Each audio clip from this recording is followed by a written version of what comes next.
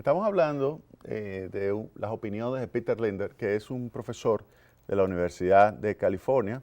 Peter Linder es un profesor que ha hecho aportes significativos a lo que es la definición de políticas económicas y sociales y fue entrevistado recientemente por el periódico El País y eso está pues aquí en esta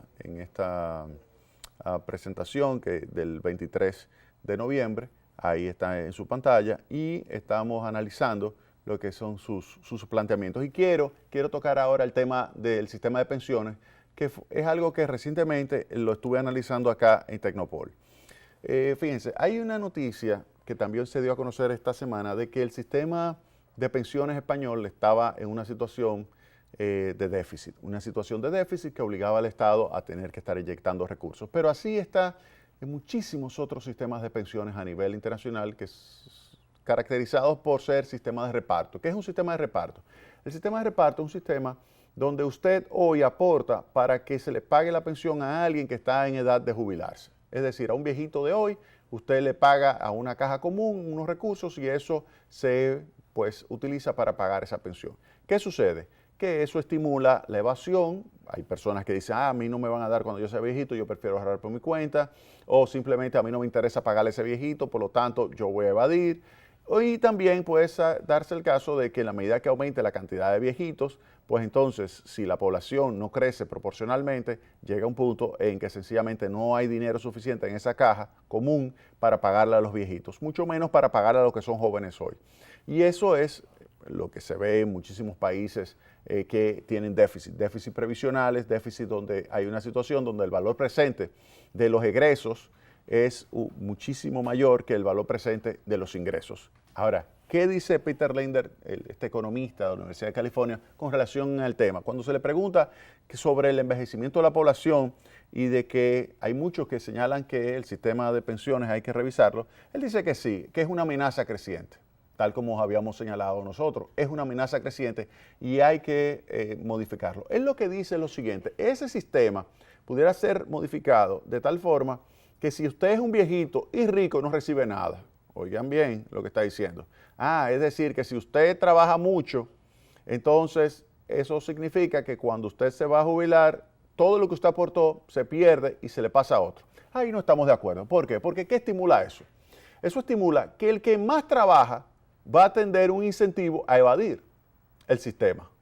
Claro, porque si usted sabe que al final, por usted haber trabajado mucho, por usted haber sido exitoso, le van a decir que no le van a pagar nada, pues entonces usted prefiere evadirlo desde ahora, desde hoy que es joven. Y así que sucede, que quienes se quedan colocando dinero en la caja son los de menores ingresos y los que se quedan en el sistema son los de menores ingresos. Y eso implica menores aportes y eso significa mayor agujero. Entonces ahí no estamos de acuerdo con el profesor Peter Linder. ¿Qué es lo que nosotros proponemos? Fortalecer cada vez más el sistema de capitalización individual. Ahora, lo que hay que explicarle a la gente es que un sistema de capitalización individual donde usted solamente está aportando el 10%, donde usted aporta 3 y el 7 puntos porcentuales lo aporta la empresa, con 10% usted no va a recibir, cuando usted se jubile, usted no va a recibir un 100% del último salario. No da, los números no cuadran. No cuadran. Por menor que sea la comisión que cobre las administradoras de fondos de pensiones, por menor que sea eso, no cuadran si usted lo que está ahorrando 10. Usted necesita ahorrar más. Entonces, ¿qué significa esto? Que hay que estimular a las personas para que coloquen en su cuenta más del 10. Usted me dice, pero personas también que están recibiendo pocos ingresos. Bueno, eso olvídate. Ya el problema de ese tipo de personas es que lamentablemente la sociedad no le brindó la oportunidad de recibir una buena educación. Y en ese sentido, lo que hay que pensar es en las próximas generaciones. Por eso, cuando se le dice con relación a esto de las pensiones, él dice, mira, el problema es que muchos gobiernos lo que están haciendo es tratar de apoyar a los viejitos, pero se están olvidando de los jóvenes. Y eso también es perjudicial. ¿Por qué? Porque si usted apoya, digamos, que los recursos vayan a los viejitos, pero entonces no está invirtiendo lo que tiene que invertir en los jóvenes, principalmente a nivel de escolares, pero luego también en esos jóvenes que están entre escolares y universitarios, que quieren insertarse en el mercado laboral, y se le ve difícil porque no tienen suficiente capacidad, porque no tienen conocimiento de las nuevas tecnologías. Entonces, a esa situación pues se le complica el hecho de que los recursos, en vez de ir a los jóvenes, están yendo a los viejos. Y esto perjudica entonces el futuro de la sociedad y va creando cada vez una situación de mayor desigualdad. Y ahí es que viene un tema cuando se le pregunta que si esto está explicando el aumento de la desigualdad. Y él señala, miren, eso está relacionado también con el acceso a las tecnologías. Aquellos que tienen acceso a las tecnologías, y ahí yo se lo digo siempre a los jóvenes, óiganme bien, o sea, ustedes se tienen que fortalecer en dos cosas fundamentales. Uno, matemática, óiganme bien, matemática, usted dice que no me gusta la matemática, óiganme. A veces a usted no le gusta una comida y se la daban, ¿verdad? Guáquete para la boca. ¿Por qué? Porque eso le hace fuerte. A veces no te gustaba un medicamento y fuáquete, te lo metían en la boca, ¿verdad que sí? Porque eso te ayuda a tú estar más capacitado de tú poder recibir información porque tú estás con un mayor nivel de salud. Entonces, aunque la medicina sea amarga, usted se la traga. Entonces, eso es lo mismo. Cuando yo le digo a usted que tiene que fortalecerse en matemática, usted me dice, no me gusta. No es que no te gusta. No es que no te gusta. O sea, la matemática es como si fuera un lenguaje. Inglés, francés, alemán, ruso, cualquiera de esos idiomas, catalán, vamos a ponerlo, catalán, cualquiera de esos idiomas. Usted dice, no, pero qué difícil. No, usted comienza por la primera letra. Usted comienza y así sucesivamente y comienza a unir palabritas. Y cuando usted se da cuenta, de repente usted conoce el idioma. Eso es lo mismo que la matemática. Entonces, la matemática es clave. ¿Por qué la matemática es clave? Porque las nuevas tecnologías se fundamentan en las matemáticas. Las nuevas tecnologías se fundamentan en las matemáticas. Inteligencia artificial, ¿qué implica? Conocimiento de algoritmos. Y esos algoritmos significa matemática. Esos algoritmos significan matemática. Hoy lo que se desarrolla de inteligencia artificial lo vi yo en las clases de la Universidad de Chicago hace ya casi 20 años.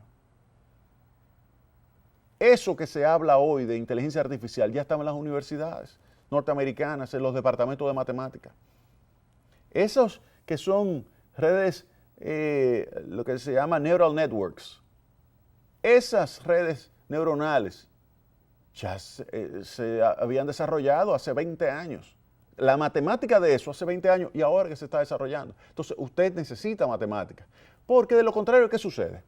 Que el que se fortalece en el acceso a esas nuevas tecnologías, fundamentado en matemáticas, son los que van a tener mayores ingresos. Entonces, usted ve que la sociedad comienza a separarse. Usted encuentra un grupo, por ejemplo, en el Silicon Valley, que tiene una extraordinaria preparación en matemáticas y en tecnologías nuevas, y esas personas que están en Silicon Valley ganan un montón de plata.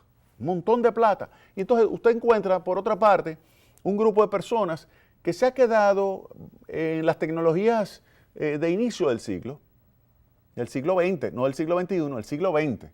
Entonces usted dice, sí, que se quedó con el teléfono, en el mejor de los casos, con la electricidad, y usted dice, pero ¿y qué es esto? ¿Qué es esto? O sea, estamos hablando de inteligencia artificial, estamos hablando de algoritmos, estamos hablando de cómo hacer modelos que me permitan a mí predecir comportamientos en base a patrones que se genera de acuerdo a decisiones que toma un montón de personas simultáneamente. Entonces, ese algoritmo que hace esa output, esa caja, que usted lo puede interpretar como una caja negra, pero en realidad es un modelo que está detrás, y que genera decisiones que se van a ir tomando de una forma inteligente, pues eso usted necesita la capacidad de aprenderlo y de ejecutarlo.